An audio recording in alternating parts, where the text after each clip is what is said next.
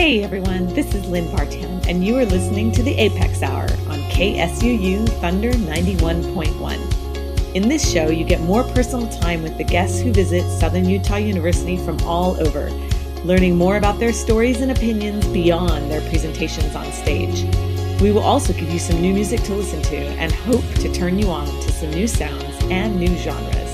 You can find us here every Thursday at 3 p.m. or on the web at scu.edu/apex. But for now, welcome to this week's show here on Thunder 91.1.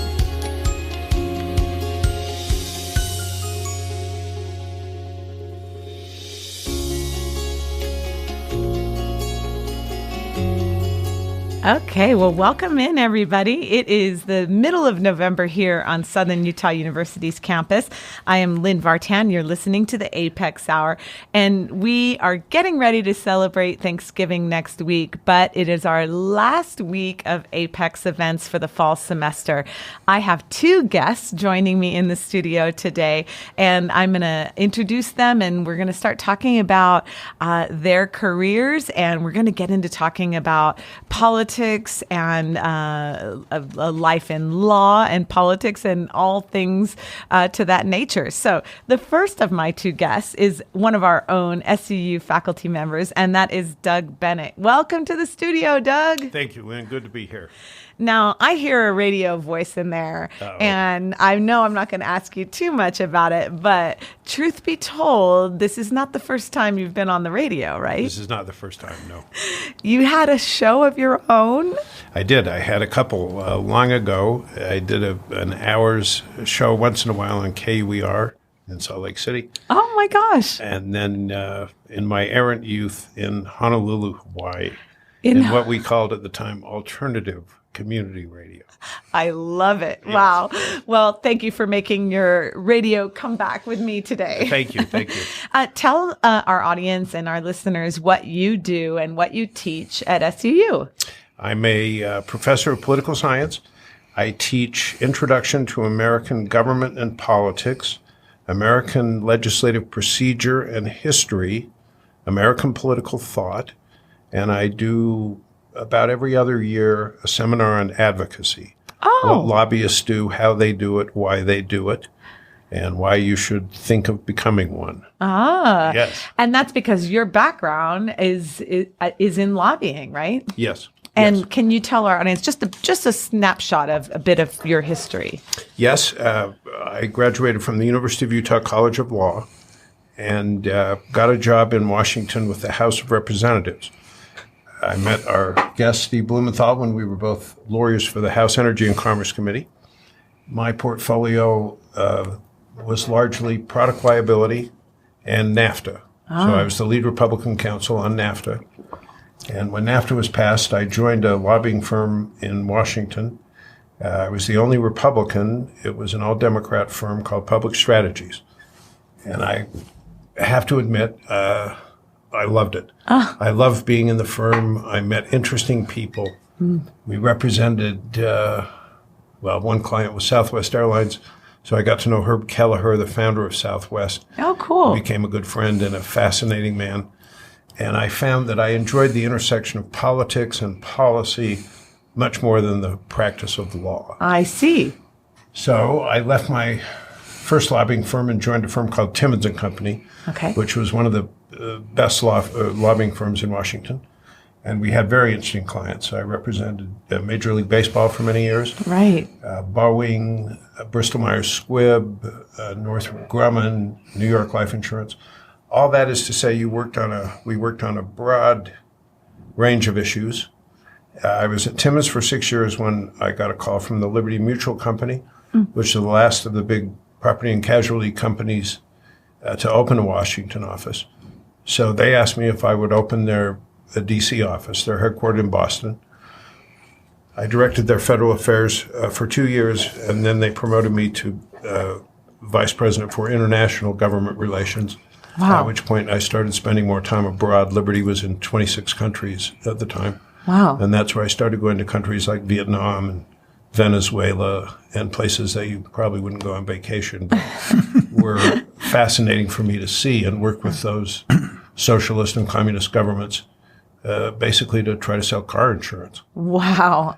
So it was pretty interesting. That's great. I've known bits and pieces of that, but I really appreciate getting that snapshot, kind of the totality of it. And now we are so lucky to have you here as a faculty member at SUU. I'm very, very fortunate to be here. And it's because of you that we have gotten to know our guest, Steve Blumenthal. You two met and have been friends for a little while. And I would love to now turn to Steve and say, welcome to KSUU Thunder 91.1. Thank you very much. I am delighted to be here. This is my first visit to Southern Utah University, and I'm impressed beyond my ability to put it in words. I want to congratulate all of you on a very wise choice of educational institutions. I'll give you a bit of my background. Yes. I like to refer to myself by a term that some people would probably think is not very complimentary. I am a Washington pro. I'm an attorney, and all I ever wanted to do was go to Washington, D.C. and be involved in the government to as high a position as I could find, and then to experience the Washington life. I'm a graduate of Rutgers Law School. Rutgers is the state university of New Jersey. But I came to Washington almost immediately in that I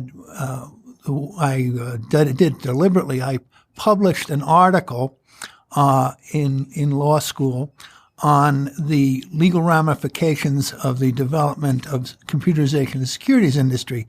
And I concluded that the NASDAQ system was just the greatest thing since sliced bread. Well, lo and behold, the general counsel of the NASDAQ system called my securities law professor, said, "Where is this guy?" And I went down to Washington and had an interview, and he offered me a job, and I just about fell off the chair.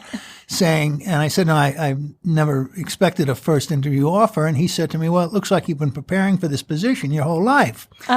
So I was with the National Association of Securities Dealers, the owner of the NASDAQ system at that time. Today it's called FINRA. And don't ask me what the acronym stands for. I forget. But the point is that I was off representing the securities industry in one way or another in Washington. I eventually wound up a vice president of the Securities Industry Association, which was the main lobbying group, the what is referred to as a trade association for Wall Street. Its members are all these broker-dealer firms you could name, Merrill Lynch and Goldman Sachs and what have you. And I did that for 9 years. Now, this is an indication of how backwards my entire life has been. Most people go to work on the Hill, on Capitol Hill, working either in a congressional office or a committee or a Senate office, and then they become lobbyists in a trade association. I spent 9 years in a trade association and then went to work on the Hill. I see. I was a counsel with Professor Bennett to the Energy and Commerce Committee, which is the committee that has the broadest jurisdiction of any in the House of Representatives. Oh. And the chairman of that committee, this was at a time when the Democrats controlled the House of Representatives, was a man named John Dingell, who eventually became, I believe, the longest-serving congressman in Congress, and he was a powerhouse. Oh. So I got exactly what I was looking for. I felt like I was in the center of the cyclone, watching it all fly around me, and I loved it. To those of you who are considering any kind of a position in Washington, D.C., you should consider it. You don't have to be a lawyer. You can be an economist. You can be a social worker. There's all sorts of work available in the government, and it's great fun. It's a good way to make a living. After Capitol Hill, I actually went out into the private sector. I was a vice president of Charles Schwab and Company, and that was fun. But one day a phone call came, and they said, "How would you like to be in this federal agency, the Office of Federal Housing Enterprise Oversight, referred to as a FAO, which regulates Fannie and Freddie? What would you like to be? Do you want to be the deputy director?" And I said, "No, but I'll be counsel to the chair." And they said, fine. And I went there. Well, fine. About 6 months, I was deputy director. You have to go where the positions are available. Right. And we were involved in the regulation of Fannie Mae and Freddie Mac, which involved a good deal of conflict. And dealing with Capitol Hill and dealing with these major corporate entities. And of course, You know what happened, or in 2007, 2008, there was a financial crisis, Right. Which rivaled 1929. And I stayed there, a year or so after that. And then I was the deputy director of the agency. And when the director resigned, I became the acting director, which meant that in about a year after I did that, the president nominated a permanent director. He was confirmed by the Senate, and I was free to leave the government. And at that point, after a brief respite, I became a partner in the law firm of Williams and Jensen, which was one of Washington's, I think, more productive lobbying law firms. They represented, for example, not only major financial institutions like the Credit Suisse Bank, but they were also counsel to the board of directors of the National Rifle Association. Now, when you think of lobbying, and you think of the NRA, you realize you're playing in the big leagues. Oh, yes. No matter how you feel about gun control. I retired about 2 years ago, and I now live in Sedona, Arizona, surrounded by the most beautiful red rocks I've ever seen, but there's no shortage of beautiful red rocks here in Cedar City either. Yeah. And I'm trying to lose the last vestiges of my New Jersey heritage and become an honest-to-God Westerner. I do not own cowboy boots. How about the hat? No hat, no turquoise, no belt buckles. But I'm open-minded. Yeah. I'm prepared to make the sacrifice and try it. There's still time. There's still time. We've got to thank you, Lariat, for you. Well, thank you so much for that snapshot of your history. Our students have just been soaking it up all day long in their talks with you and in your talk today. And we're going to take a musical break right now, but I think we're going to go along the lines of advice, and you have some words of wisdom to pass along. Yes, I do. So we've got some rules of engagement that we're going to come back to. But first, a song to listen to. I always try to pick a few interesting pieces. This is Avishai Cohen, who is a bass player and a jazz player, who just has some really interesting sounds. And the song that we're going to listen to is called Ellie. So see what you think. This is KSUU Thunder 91.1.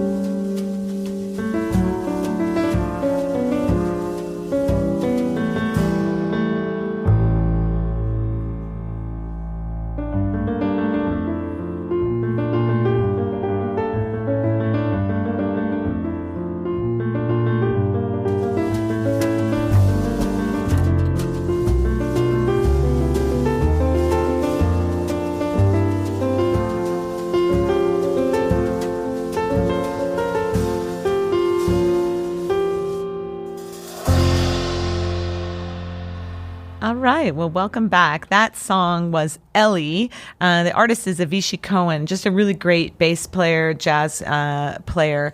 Check it out. His name is spelled Avishai, and then Cohen is Cohen. Really inspiring. So this is Lynn Vartan. We're back on the Apex Hour, KSU Youth under 91.1. I'm joined in the studio with Steve Blumenthal and Doug Bennett. And Steve has been giving our students all kinds of interesting advice, but you have some rules that we should all abide by. Is that right? Well, not all of you. Those who want to have serious careers in Washington political circles. Okay. Basically, I refer to these the rules of the game, and I developed them when I was a partner at the law firm of Williams and Jensen. It's a law firm, but principally a lobbying firm.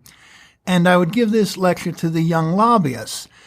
Basically, it's a statement that you really need to come to grips with the ethics of representing whoever will pay your fee. Right. And to not become judgmental, but to do it perhaps with a bit of humor.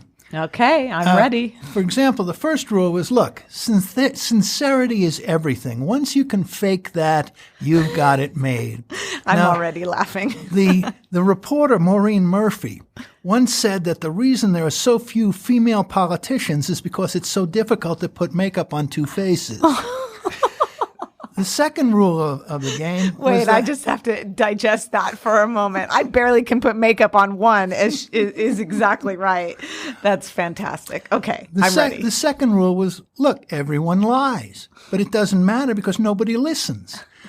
You were taught in the church and in your school that honesty is the best policy. Well, in Washington, at best, it's inconvenient. We do not deal in truth here. We deal in half-truths. In Washington, truth is determined by the majority vote. The majority is always right because they control the budget. We do not seek justice or truth or a fair or equitable settlement. There's no second-place winners. The winners take all. Yeah. Then the third is that expectations of fair treatment are for children. The horrible late Senator Joe McCarthy once asked, why fight fair when you're shooting rats? If you're not an advocate for your position, who will be? It's up to the other guy to tell his story, and a lot of politics is about trying to keep him from having the opportunity. Now, the fourth rule of the game is that sometimes the winners find it in their interest to toss a crumb to the losers to keep them around, rather than to have them replaced by somebody who might do a better job. A weak opponent is a gift that keeps on giving.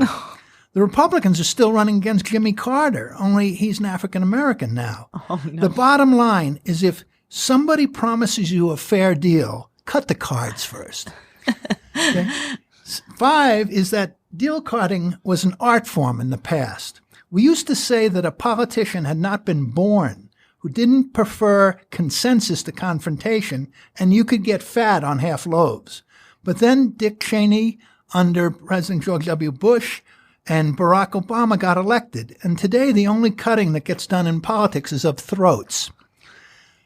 6 was Tip O'Neill, the former Speaker of the House, once said that money is the mother's milk of politics. No one can afford to buy the Congress. There are too many of them, and the last to sell would be too expensive. What money buys you is it gets you access to make your case. The Washington rule on money is simple. If you give, you get. If you don't give, don't ask. Nothing is free. Free just means they'll seek compensation later. If you're invited to a breakfast with a member of Congress and you're told it's not a fundraiser, but it's just a meet and greet, leave your business cards home because they will be calling in the future when it is time for fundraising. Right. In 7, Washington is full of people who are not political, and they're contemptuous of the people involved in it. People who say they're above politics are saying democracy is beneath them. People who believe they're too smart to get into politics, Plato told us, are punished by being governed by dumber people. The Greeks said that justice was doing good to your friends and harm to your enemies. Does that sound like Washington to you? Well, the only people more secretive and mendacious than lobbyists are spies. They both internalize the same set of principles. Deny everything, admit nothing, make counter allegations. Never accept responsibility for anything that goes wrong. There are Catholic lobbyists in Washington who confess to their priests by saying, "Bless me, Father, for sins have been committed." The other characteristic spies and lobbyists have in common is a desire for anonymity. In the lobbying profession, publicity is followed by a jail sentence. Now, number 9 is understand that members of Congress and senators vote for legislation they have never written and was written by staff. Having prepared legislation myself, I cannot tell you what an experience is when a congressman walks into the hearing room and says to you, "Tell me what this is all about." Now, no matter what the problem is, Congress or congressional action will probably not cure it, only make it worse. A zebra is a horse designed by a congressional committee. Ronald Reagan wondered what the 10 Commandments would look like if they'd been passed by Congress. Obviously, there was a congressional compromise on that one. They limited them to 10, but adultery stayed in. A Congress that is doing nothing is not dysfunctional. Barry Goldwater said that he did not come to Washington to pass good laws. He came to stop the passage of bad ones. Finally, I have a comic strip on the wall of my office that a lady gave me when I started my career as a lobbyist. A man is climbing a mountain to reach a guru. When he gets to the rock ledge on which the guru sits, he says, "What is the secret to happiness?" The guru responds, "Poverty, abstinence, and self-sacrifice." To which the climber responds, "Is there anyone else up there I can talk to?" Obviously, he was a lobbyist. Oh, gosh. Those are the rules of the game. And wow. I hope you enjoyed them. Thank you so much for that. I mean, you should take that act on the road. That's a good one. Several of them made me laugh, and I really think the comic strip is great. So, Doug, as a fellow lobbyist in the room, how do you respond to the rules of engagement? I think Mr. Blumenthal has put the best possible face on it. Maybe shaded it a little bit. Lobbyists have a certain reputation. I learned as a lobbyist that no one likes lobbyists and no one knows what lobbyists do. Yeah. How do you do that? How do you sustain a life in that kind of job? Well, I did it by marrying a lobbyist, and we assure each other that we're good people. Well, that's a good tactic. There is, unfortunately, an impression in the public that it's one giant exchange of money for favors. Right. And that's absurd. Okay. It doesn't work that way. The average congressional House campaign now costs over $1 million. Right. Lobbyists, like everyone else, are restricted in the money they can contribute, just like corporations are. Oh. Formal contributions. And if anyone thinks that a politician is going to flip his or her position in exchange for a $4,600 political contribution, they're out of their minds. Right, right. Does money play a role? Yes. As Steve said, money buys access. Money also buys access to Harvard. Money buys access to Stanford. That's true. Money buys access to the Olympics and the Final Four. Mm-hmm. Should it determine our politics? No, it should not. Does it? No, it does not. The most successful candidates, or many of the most successful candidates in our recent political history, have not been candidates with access to vast money. Perhaps the best example being Barack Obama, who was a junior senator from Illinois no one had heard of until he developed the technique of raising money online, not in $100 contributions from the General Motors PAC, but $5 contributions from grandma and grandpa. Right. The aggregation of those modest contributions gave him enough money to win, and he was the first candidate in modern presidential campaign history to forego public financing and the limits on it in exchange for the chance to raise great amounts of money. Right. And it was extremely successful for him. He had organizational skill, he had personal charisma, an attractive message, but he wouldn't have been president had he not been able to raise the money. Mm-hmm. So it's an important part of the equation that people often caricature. Right. And when students ask you, because I'm sure they do, what exactly then does a lobbyist do? What's the best answer? The first thing that we do is convey information. Okay. As Steve suggested in his remarks today, if I'm a housing regulator, it behooves me to know something about the housing industry. Where do you go to find people who know about the housing industry? You go to the housing industry. Right. So the phenomenon that's derided as a revolving door is not as sinister as people think, because what you're doing is bringing private sector expertise to the public sector and public sector regulatory experience back to the private sector. It's, to me, healthy to have an exchange of private and public as opposed to a professional public class of politicians and a private sector that is isolated from the regulators. Right. A lobbyist conveys information. The second thing a lobbyist can do is represent his client to members of Congress in such a way that they realize that he or she provides an opportunity. We're opening a new plant in Cedar. I'm the Doug Bennett Corporation. I'm opening a new plant in Cedar City, Utah. It will create 300 jobs. Why don't I invite Congressman Chris Stewart to cut the ribbon? He's then on the front page of Iron County Today and more likely to pick up the phone when I call next time to say, hey, we have a problem. In other words, you share information, you open up lines of communication. Relationships. The other thing is you have to be able to take no for an answer because someone you've contributed to, worked for, volunteered for can vote against you, and it's going to hurt, and you got to go back to him tomorrow. Right, right. So you have to realize that members of Congress will do what's in their interest, not in the interest of your client. And today they can't help you. Tomorrow maybe they can. You've got to stay friends both today and tomorrow. Oh, okay. Well, thank you for that. That's a really cool insight there. Thank you. Yeah.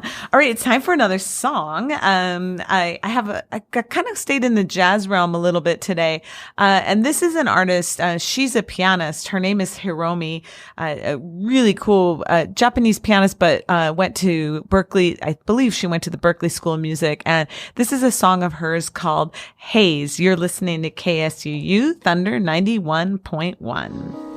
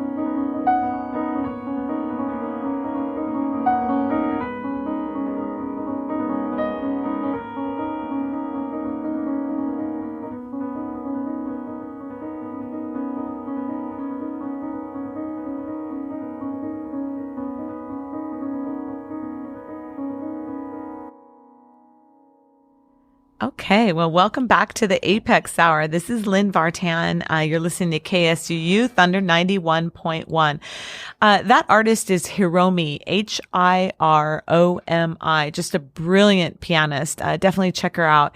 And that song was called Haze. I'm joined in the studio today. We are just having all kinds of fun, and I am learning a ton about politics, about law, about Washington, about lobbying. And I'm joined in the studio with Steve Blumenthal and Doug Bennett. Welcome back.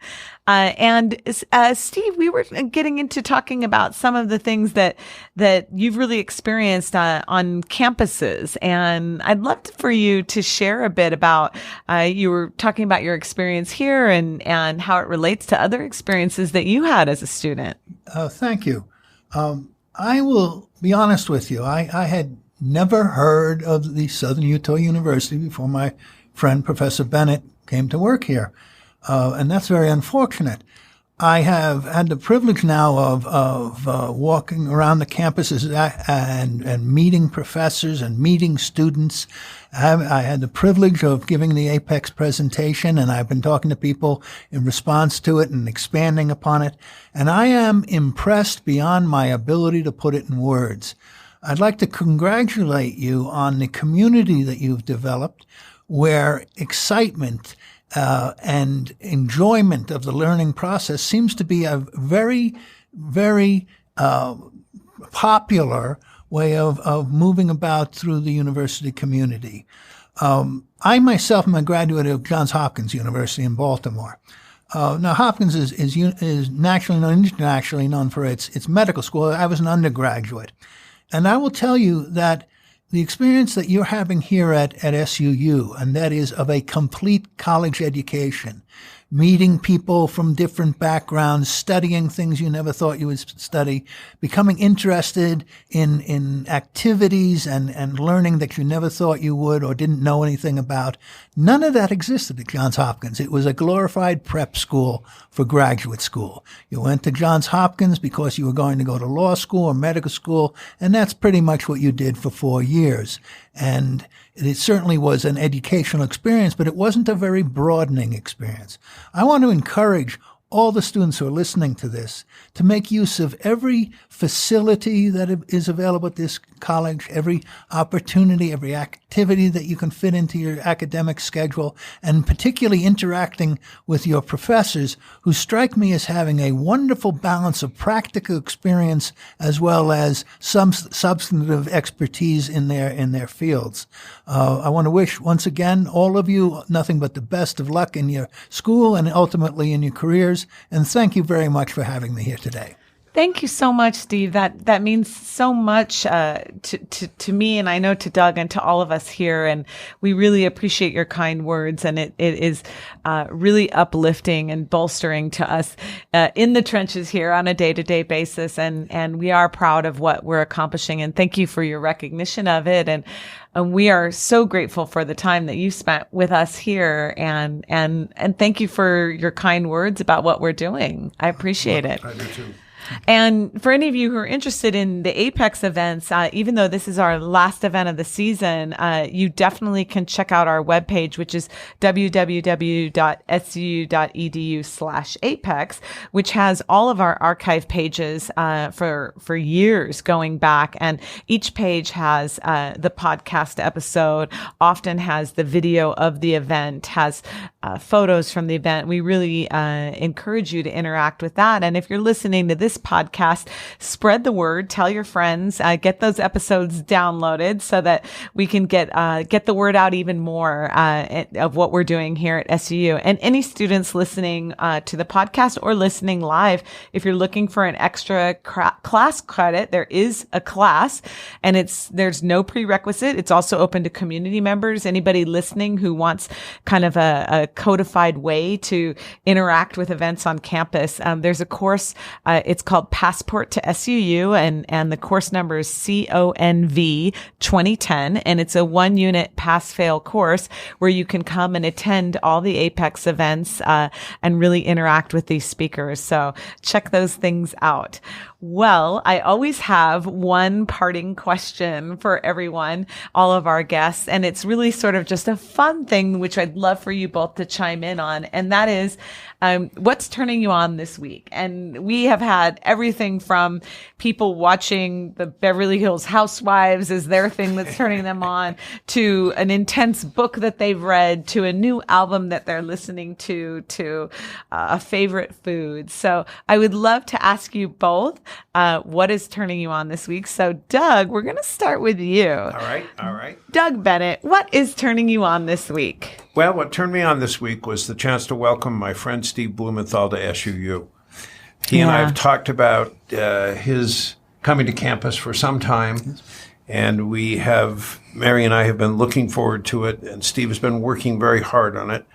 And I've learned that despite preparation and anticipation, sometimes something can go wrong and all the work you've done throws everything off. Yeah. And today everything went superbly. So Yes. I'm grateful to you. I'm grateful thank you. to Mary, and I'm especially grateful to Steve for a wonderful day, and I hope our students learned something. Oh, that's great. I know they did. The comments have been incredible, so it's been an absolute joy. And Yes, they've been good, and I've been very pleased. oh, well, thank you for your collaboration. This has thank been you. an ongoing collaboration with the Levitt Center, and we'll hope to continue it in Let's years do it to again. come. I'd love it. Let's do Sounds it great. again. Yeah. Yes.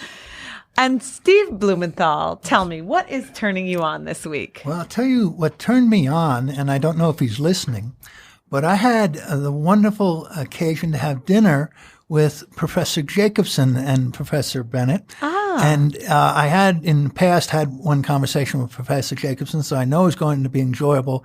And in fact, it was a ball. Awesome. That we share military experience, but that's really stretching it to claim that, because Colonel Jacobson was a full bird colonel, and I was what's called an E5. I was a sergeant, but I was a specialist because I was a medic, so I wasn't even a sergeant. Oh. And I tried to explain to Colonel Jacobson one time that I was the worst soldier in the Army who didn't go to the brig, that one below me went to the brig. Oh. And I said to him, I admire you professional military men, because I was the second least military man in the Army. The first least military man was my father, and the reason he got the number one spot is he was an officer and I was an enlisted man.